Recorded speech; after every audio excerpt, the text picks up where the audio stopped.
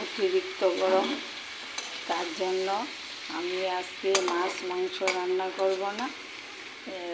লাউয়ের ডাঁটা বা ডুগা দিয়ে একটা নিরামিষ করেছি, সব সবজি দিয়ে।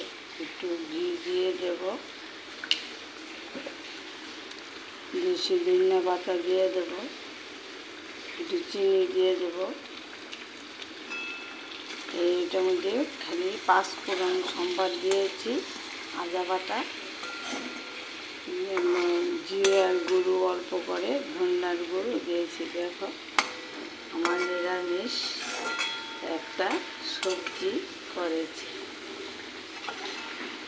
গরমের দিনে কিছু খেতে ভালো লাগে না, তার জন্য আমি এই নিরামিষ সবজিটা করেছি বিভিন্ন ধরনের সবজি দিয়ে।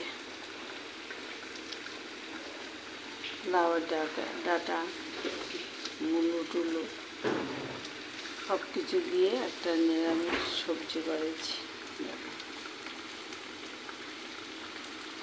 গরমের দিনে কোনো কিছু ভালো লাগে না, গরম গরম।